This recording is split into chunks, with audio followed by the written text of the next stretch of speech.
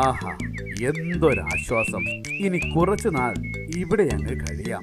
ഓ, ഈ ഇല്ലിമുളങ്കാട് എത്ര മനോഹരമാണ്. പൂക്കളും അരുവിയും വൃക്ഷലതാദികളും മറ്റുമായി എന്തൊരു സമാധാനം. നഗരത്തിലെ വൃത്തിഹീനമായ വായു ശ്വസിച്ച് എന്തൊക്കെ രോഗങ്ങളാ വന്നുകൊണ്ടിരിക്കുന്നത്. എല്ലാവർക്കും രോഗങ്ങളാണ്, ഒന്നും പറയണ്ട. ഇനി ഒരു രോഗവും വരില്ല. അത്ര നല്ലതല്ലേ ഇവിടുത്തെ അന്തരീക്ഷം.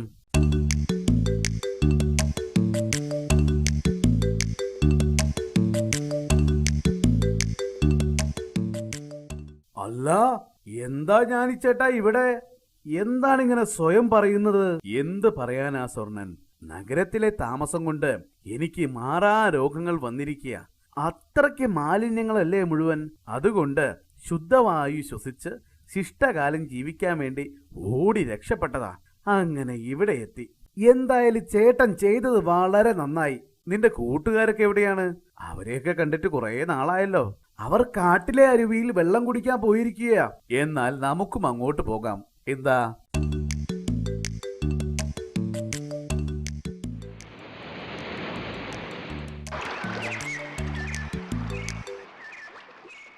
ആയ്, നല്ല വെള്ളം. എന്ത് സുഖമാ ഈ വെള്ളം കുടിക്കാൻ. അതെ അതെ, നല്ല തേൻ പോലെ മധുരമുണ്ട്. ഇത് കാട്ടിലെ പാലല്ലേ? ഈ വെള്ളത്തിൽ ഒരു മാലിന്യവുമില്ലല്ലോ. ശരിയാ. ഇനി നമുക്ക് വേഗം സ്വർണന്റെ അടുത്തേക്ക് പോവാം. അവൻ നമ്മളെ താഴ്വരയിൽ കാത്തു നിൽക്കുന്നുണ്ടാവും.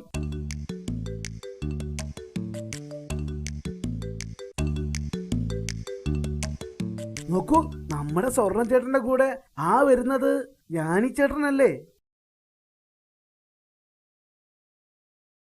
എന്താണ് ജ്ഞാനിച്ചേട്ടാ ഇവിടെ? നഗരമൊക്കെ എനിക്ക് മടുത്തു.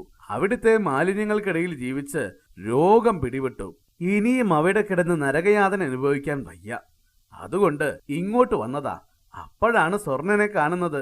എന്നാ പിന്നെ നമുക്ക് എല്ലാവർക്കും ഇവിടെ അങ്ങ് സമാധാനത്തോടെ കഴിയാം. അതെ അതെ. ദേ നോക്കൂ, കരയിലേക്ക് കയറി വരുന്നത് ഒരു കടലാമയാണല്ലോ. ഓ, നീ ഇതുവരെ രാമയെ കണ്ടിട്ടില്ലേ? ശരിയാ. എന്ത് പറയാനാ. നിങ്ങൾ ചിരിക്കണ്ട. അവള് പറഞ്ഞതിലും കാര്യമുണ്ട്. ആമകൾക്ക് ഒരുപാട് പ്രത്യേകതകളുണ്ട്. ഞാൻ ഓരോന്നായിട്ട് പറഞ്ഞുതരാം. അവനാണ് കരയിലെ ഏറ്റവും ആയുസ്സുള്ള ജീവി. അവനോ? അതെ, ഏകദേശം 120 വർഷത്തോളം അവൻ ആയുസ്സുണ്ട്. ഭയങ്കരം തന്നെ. തീർന്നിട്ടില്ല. കരയിലും വെള്ളത്തിലും അവന് ഒരേപോലെ ജീവിക്കാൻ കഴിയും. അതുപോലെ തന്നെയല്ലേ ഞങ്ങളുടെ സുഹൃത്ത് വള്ളത്തവളയും? ഇവനും വെള്ളത്തിലും കരയിലും ജീവിക്കാൻ കഴിയില്ലേ? ശരിയാണ്. ആമയെ പോലെ തന്നെയാണ് തവളകളും ജീവിക്കുന്നത്. മരഞ്ചേട്ടനിൽ നിന്ന് ഒരുപാട് അറിവുകൾ ലഭിച്ചല്ലോ. ആമകളുടെ പ്രജനനം എങ്ങനെയാണ്? ആ, ഞാൻ പറഞ്ഞു തരാം. പെണ്ണാമകൾ കടലിൽ നിന്നും മുട്ടയിടേണ്ട സമയമാകുമ്പോൾ കരയിലേക്ക് വരും.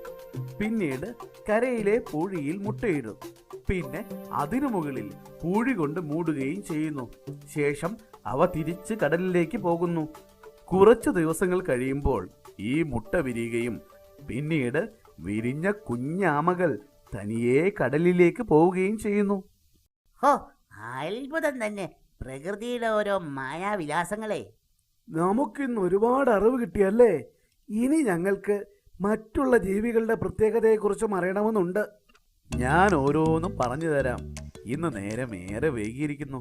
ഇനി നിങ്ങൾ എന്തെങ്കിലും കഴിച്ച് താവളത്തിൽ പോയി കിടന്നുറങ്ങൂ.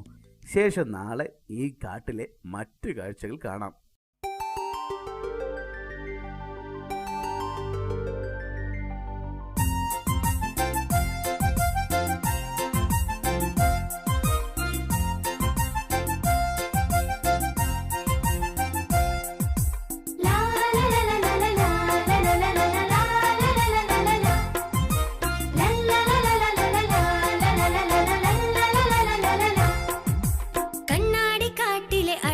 കാഴ്ചകൾ കൂട്ടായി കാണാം നമുക്ക്. ഓഹോ, അറിവിന്റെ ആഴങ്ങൾ താണ്ടാം.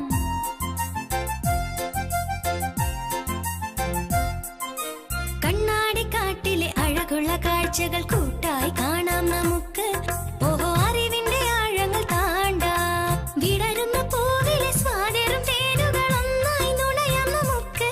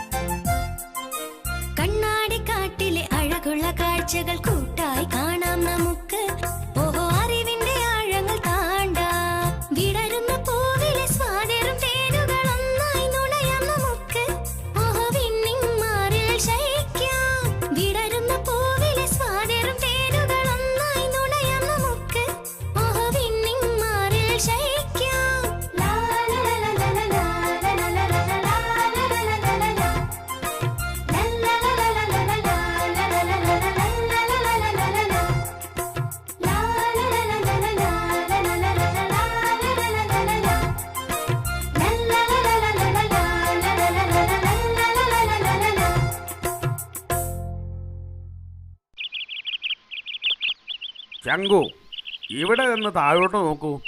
എന്ത് മനോഹരമായ കാഴ്ചകളാണ് കാണുന്നത്. ആ അതിമനോഹരം തന്നെ. നമുക്ക് ആ പാറയുടെ മുകളിൽ കയറി താഴോട്ട് നോക്കാം. ആ ശരി. അയ്യോ അയ്യോ അയ്യോ, അവർ താഴേക്ക് പോയല്ലോ. എന്റെ നടു ഒടിഞ്ഞെന്നാ തോന്നുന്നത്. എന്തായിരുന്നു പുകില്. ഓ, ആ പാറയുടെ മുകളിൽ കയറിയ താഴെയില അതിമനോഹര കാഴ്ചകൾ കാണാം. എനിക്കറിയില്ലല്ലോ താഴേക്ക് വീഴുമെന്ന്. എന്തായാലും ഒന്നും പറ്റിയില്ലല്ലോ. നമുക്ക് മുകളിലേക്ക് മെല്ലെ പോകാം.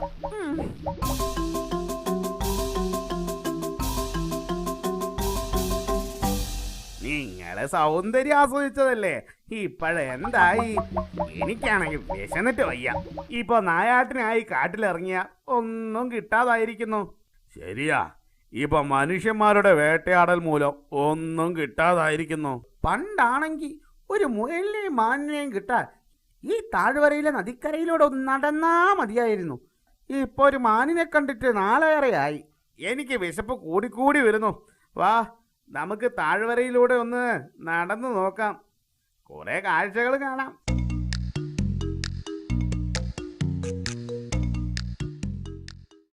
ശങ്കു, നമ്മൾ എത്ര ദൂരമായി നടക്കുന്നു. ഒരു ജീവിയെപ്പോലും കാണുന്നില്ലല്ലോ. അയ്യോ, എനിക്ക് വയ്യ, ഞാൻ തളർന്നു. അങ്ങനെ നിരാശപ്പെടാതെ നമുക്ക് കുറച്ചു ദൂരം കൂടി നടന്നു നോക്കാം.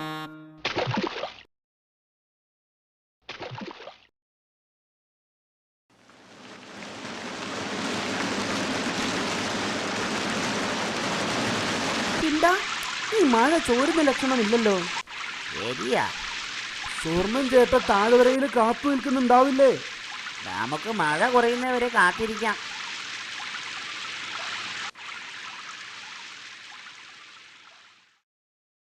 അതാ ഒരു വലിയ തവളയും മുള്ളമ്പന്നിയും നിൽക്കുന്നു. അതിനെ കിട്ടിയിട്ട് എന്താ കാര്യം? നമുക്ക് നാവിൽ വെക്കാൻ തന്നെ തികയില്ല. നമുക്ക് വല്ല മാനിനെയും കിട്ടുമോ നോക്കാം. മാനെ, ഞാൻ അവരെ പിടിക്കാൻ പോവാ. എനിക്ക് വിശന്നിട്ട് വയ്യ. അയ്യോ, എന്നെ ഒന്നും ചെയ്യരുത്. നിന്നെ ഞാൻ ഇപ്പൊ അകത്താക്കും. ഈശ്വര, അവരെ എങ്ങനെയെങ്കിലും രക്ഷിച്ചേ മതിയാവൂ. അടുത്തേക്ക് വരരുത്, വേഗം അവരെ വിട്ടോളൂ. അത് ശരി, ഇത്തിരി പോന്ന നിന്നെയും ഞാൻ പേടിക്കാം. നിക്കടാ അവിടെ. ആഹാ, പറഞ്ഞാ കേക്കില്ലേ? ഇന്ന പിടിച്ചോ. അയ്യോ അയ്യോ അയ്യോ അയ്യോ, വേഗം വാ, നമുക്ക് ഇവിടെ നിന്ന് രക്ഷപ്പെടാം, അല്ലെങ്കിൽ ആപത്താ. അയ്യോ, എന്തൊരു വേദന, സഹിക്കാൻ വയ്യേ. അയ്യോ, ഞാൻ അപ്പോഴേ പറഞ്ഞതാ അതിനെ പിടിക്കാൻ പോവണ്ടാന്ന്. പറഞ്ഞാ മനസ്സിലാവില്ലല്ലോ. എനിക്കറിയില്ലല്ലോ ഇങ്ങനെ ആപത്ത് വരുമെന്ന്. അയ്യോ, ഓ, പറഞ്ഞിട്ട് കാര്യമില്ല, വരേണ്ട വന്നു. ഇനി ഈ മുള്ളുകൾ വലിച്ചെടുത്തേക്കാം. അയ്യോ അയ്യോ അയ്യോ, ആശ്വാസമായി, രക്ഷപ്പെട്ടു. നിങ്ങൾ കണ്ടില്ലായിരുന്നെങ്കിൽ ഞാൻ. അയ്യോ, വാ, നമുക്ക് പോവാം.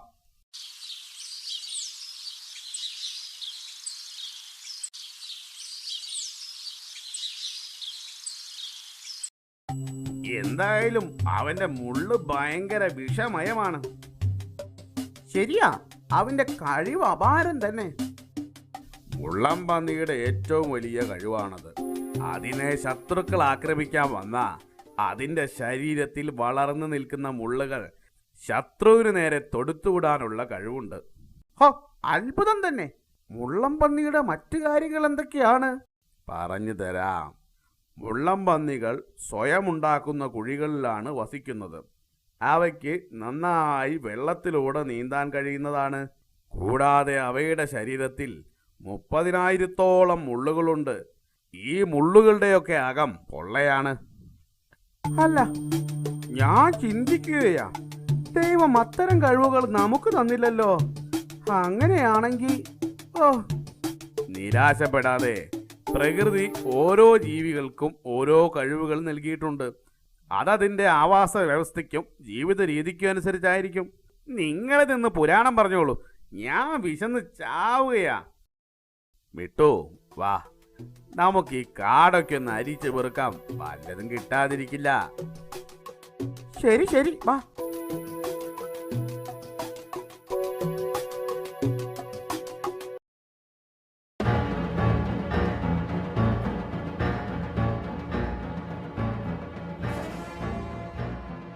നീ എന്താണ് പേടിച്ചു വിറച്ചുകൊണ്ട്? അതെ, പുഴക്കരയിൽ വെള്ളം കുടിക്കാൻ പോയപ്പോ ഒരു ചെന്നായ എന്നെ പിറകെ ഓടി. ഭാഗ്യത്തിനാണ് രക്ഷപ്പെട്ടത്, അതും നമ്മുടെ കിണ്ടന്റെ ബുദ്ധിപൂർവമായ ഇടപെടൽ കാരണം. ഞാൻ മുള്ളു തൊടുത്ത് വിട്ടുകൊണ്ട് രക്ഷപ്പെട്ടു. അല്ലായിരുന്നെങ്കിൽ ഈ കാട്ടിൽ പല ക്രൂരന്മാരായ മൃഗങ്ങളും ഉണ്ട്. അതുകൊണ്ട് എല്ലാവരും സൂക്ഷിച്ചു മാത്രം കാട്ടിനുള്ളിലേക്ക് പോവുക. ശരി ജ്ഞാനിച്ചേട്ടാ. ആ, ഇനി എല്ലാവരും പോയി കിടന്നുറങ്ങൂ. നേരം സന്ധ്യ മയങ്ങിയിരിക്കുന്നു.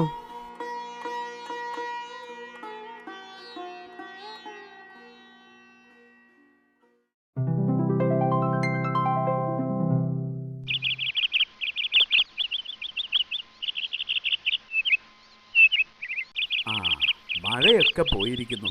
ഇന്ന് നമുക്ക് കാട്ടിലെ ഓരോ കാഴ്ചകളും കണ്ടുവരാം.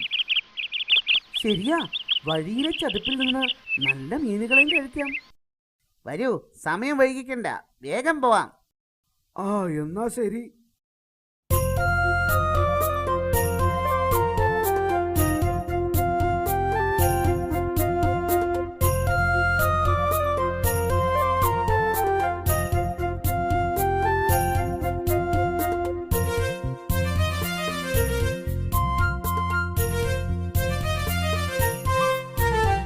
കാടും മലകളും കാട്ടാറും ഒഴുകുന്ന ഭൂമി എത്ര സുന്ദരം.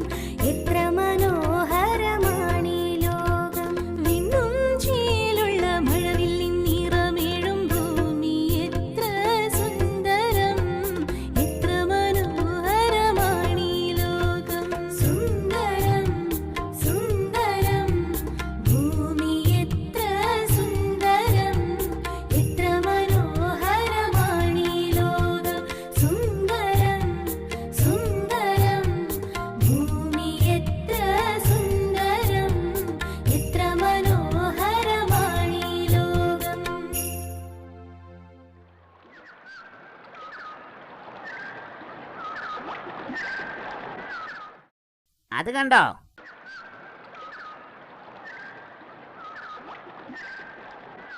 അതൊരു മുതലയല്ലേ? ഇതിനെന്താ ഇത്ര അത്ഭുതം? ഇവനിത് എങ്ങോട്ടാ പോകുന്നത്? നമുക്ക് അവൻ എന്താ ചെയ്യുന്നതെന്ന് പോയി നോക്കാം. ഞാൻ നിങ്ങൾക്ക് മുതലകളുടെ ജീവിത രീതിയെക്കുറിച്ച് കുറച്ച് കാര്യങ്ങൾ പറഞ്ഞു തരാം.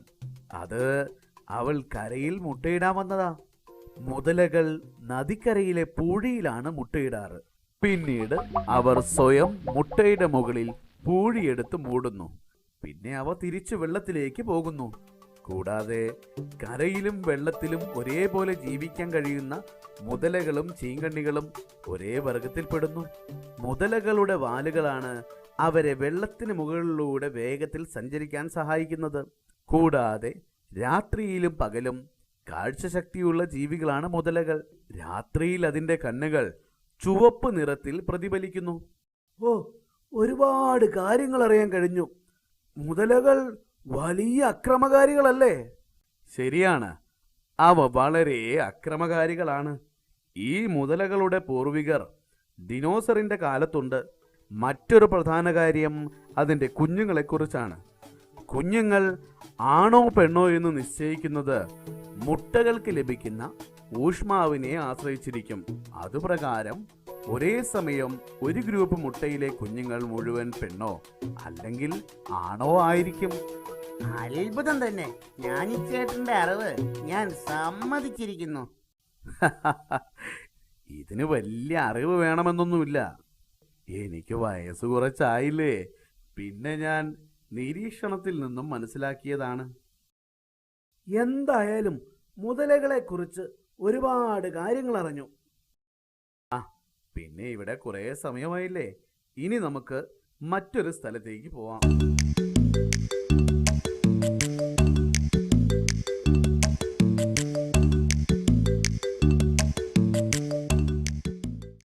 അല്ല, നമ്മുടെ പേടക്കഴുകനല്ലേ ആ പറന്നു വരുന്നത്? അല്ല, നിങ്ങളെന്താണ് ഇവിടെ നിൽക്കുന്നത്? 2 ദിവസമായി കാടരിച്ചു പെറുക്കിയിട്ടും ഒന്നും കാര്യമായി കഴിക്കാൻ കിട്ടിയില്ല. എന്റെ പേടേ, ഇപ്പോൾ കാട്ടിൽ ഒരു മാനിനെ പോലും കാണാൻ കഴിയുന്നില്ല. ശരിയാ, ഇനി ഞങ്ങൾ പട്ടിണി കിടന്ന് മരിക്കേണ്ടി വരും. നിങ്ങൾ വിഷമിക്കാതെ, ഞാൻ കുറച്ച് മുയലുകൾ കൂട്ടമായി താമസിക്കുന്ന സ്ഥലം കാണിച്ചു തരാം. പക്ഷേ പാതി എനിക്ക് തരണം. അതിനെന്താ വിഷമം? എവിടെയാണെന്ന് വെച്ചാ വേഗം പറഞ്ഞതാ. അങ്ങ് കിഴക്ക് വെന്നിക്കൊടി മലകൾക്കപ്പുറത്തെ കുന്നിൻ ചെരുവിലെ ഗുഹയ്ക്കടുത്തായി കുറച്ച് മുയലുകൾ താമസിക്കുന്നു. ശരി, എന്നാ വേഗം പോവാം. ഓ, എനിക്ക് നാവി വെള്ളം വരുന്നു.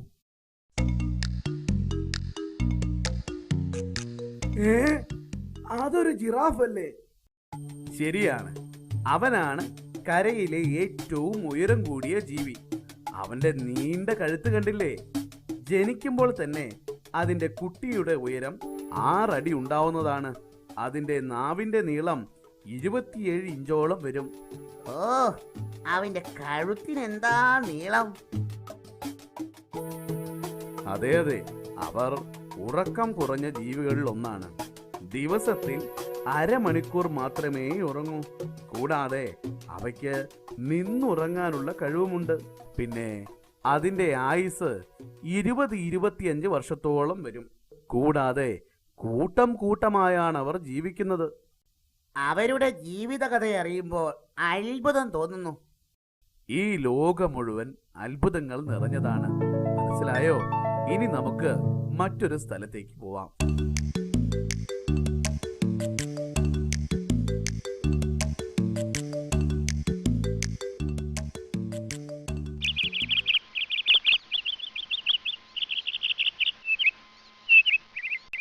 എത്ര നാളായി ഇതുപോലെ ഭക്ഷണം കഴിച്ച് കിടന്നിട്ട്. ഓ, ആ പേടക്കഴുകനെ തൊടണം. നീയല്ലേ പറയാറ് അവനെ വിശ്വസിക്കാൻ പാടില്ലെന്ന്?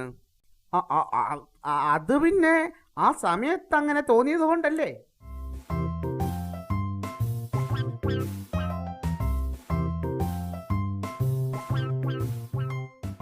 അല്ല, ഭക്ഷണം കഴിച്ച് നിങ്ങൾ ഇങ്ങനെ കിടക്കുകയാ. നമുക്ക് താഴ്വരയിലൊക്കെ ഒന്ന് പോയി വരാം. ശരി, അങ്ങനെ ആവട്ടെ.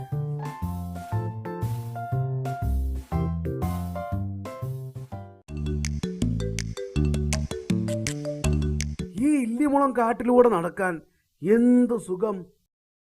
എന്ത് നല്ല തണുത്ത കാറ്റ്! ഇവിടെ തന്നെ അങ്ങ് കൂടാൻ തോന്നുവല്ലേ? ശരിയാ, നമുക്ക് വേഗം മരം ചേട്ടന്റെ അടുത്തേക്ക് പോവാം. അയ്യോ, നമുക്ക് ഓടി രക്ഷപ്പെടാം. ദാ കണ്ടോ, ഒരു കണ്ടാമൃഗം. നമുക്ക് ഈ പാറക്കിടയിൽ നിന്ന് അവന്റെ നീക്കം വീക്ഷിക്കാം. നിങ്ങൾക്ക് കണ്ടാമൃഗത്തിന്റെ ജീവചരിത്രം അറിയാമോ? ഇല്ല, ഒന്ന് പറഞ്ഞു തന്നെ. കണ്ടാമൃഗത്തിന്റെ കൊമ്പ് കണ്ടില്ലേ? അത് ജീവിതകാലം മുഴുവൻ വളർന്നുകൊണ്ടേയിരിക്കും. ഈ കൊമ്പ് ഉപയോഗിച്ചാണ് അവ ശത്രുക്കളെ ആക്രമിക്കുന്നത്. ഇവർക്ക് കാഴ്ചശക്തി കുറവും ഘ്രാണശക്തി വളരെ കൂടുതലുമാണ്. കൂടാതെ 4-5 വർഷം വെള്ളം കുടിക്കാതെ ജീവിക്കാനും അവയ്ക്ക് കഴിയും. ഇവരുടെ തൊലിക്ക് വളരെ കട്ടി കൂടുതലാ. അത്ഭുതം തന്നെ. ഈ അറിവെങ്ങനെ കിട്ടി? മുമ്പ് ഞാനീ ചേട്ടൻ പറഞ്ഞു തന്നതാ. ഇനി നമുക്ക് വേഗം പോകാം.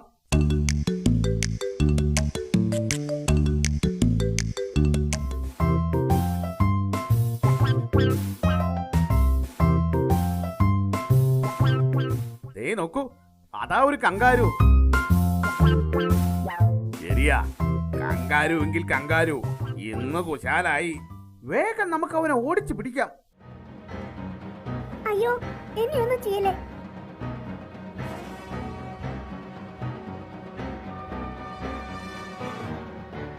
അയ്യോ, എന്നെ ഒന്നും ചെയ്യലേ. അയ്യോ അയ്യോ. എന്താണ് കാര്യം? പറയൂ.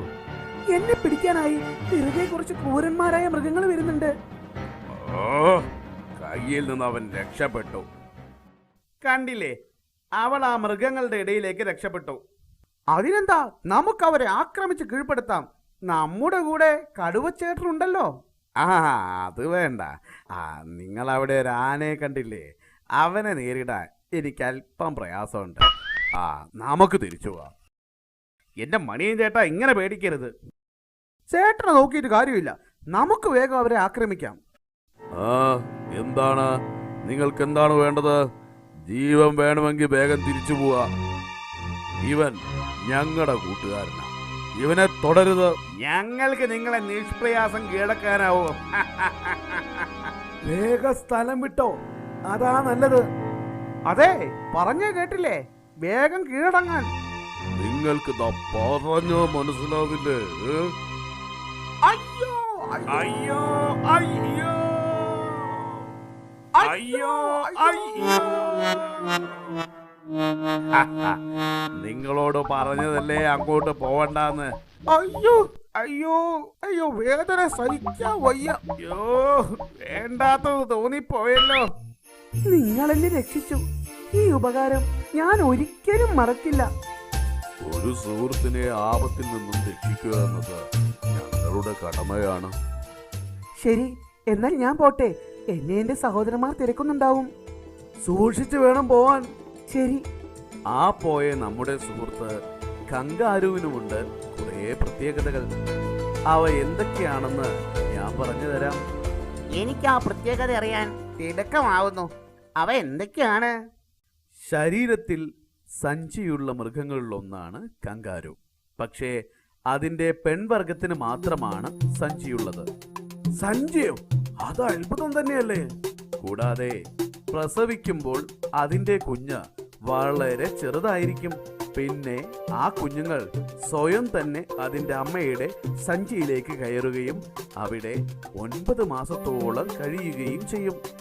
അതിനുശേഷമാണ് അവയ്ക്ക് പൂർണ്ണ വളർച്ചയെത്തുന്നതും അവ സഞ്ചിയിൽ നിന്നും വെളിയിലേക്ക് പോകുന്നതും. കൂടാതെ ആസ്ട്രേലിയയിലാണ് ഈ കൂട്ടരെ കൂടുതലായി കാണുന്നത്.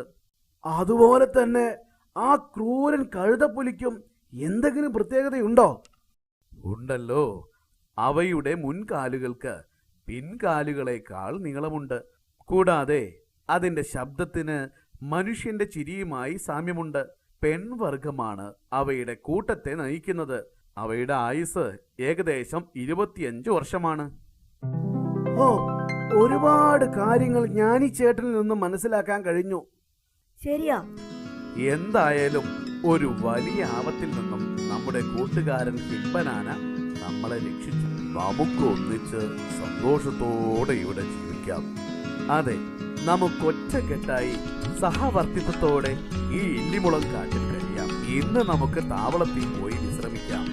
നാളെ ഈ കാട്ടിലെ മറ്റു ഭാഗങ്ങൾ കാണാം. ശരി. ഓക്കെ.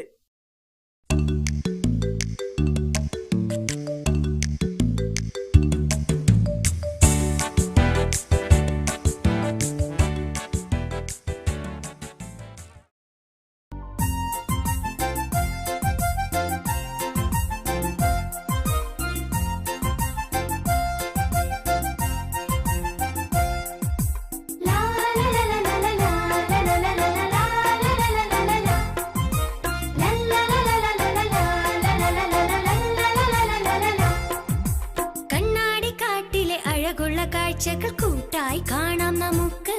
ഓഹോ, അറിവിന്റെ ആഴങ്ങൾ താണ്ടാം.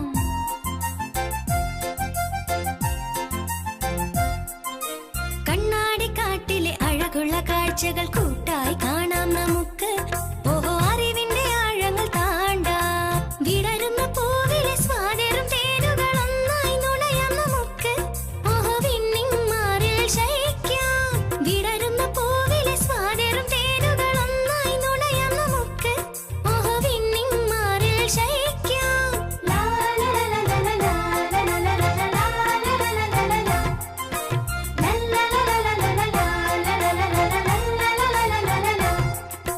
കണ്ണാടിക്കാട്ടിലെ അഴകുള്ള കാഴ്ചകൾ കൂട്ടായി കാണാം നമുക്ക്. ഓഹോ, അറിവിന്റെ ആഴങ്ങൾ താണ്ടാം.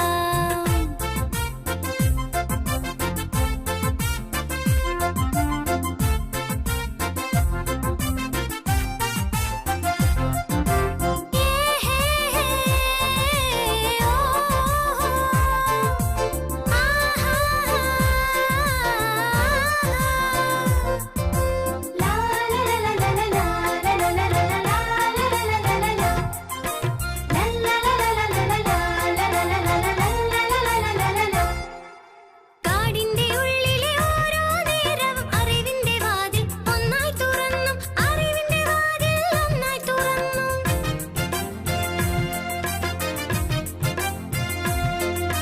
കാടിന്റെ ഉള്ളിലെ ഓരോ നേരവും അറിവിന്റെ വാതിൽ ഒന്നായി തുറന്നും. പുൽമേടിൻ ചോലയിൽ ഒന്നായി മറിഞ്ഞു.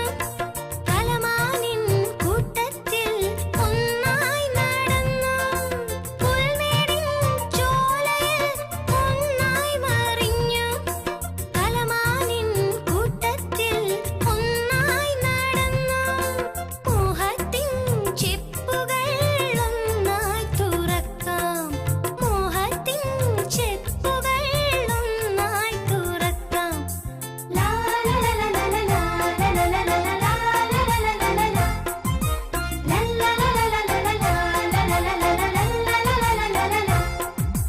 കണ്ണാടിക്കാട്ടിലെ അഴകുള്ള കാഴ്ചകൾ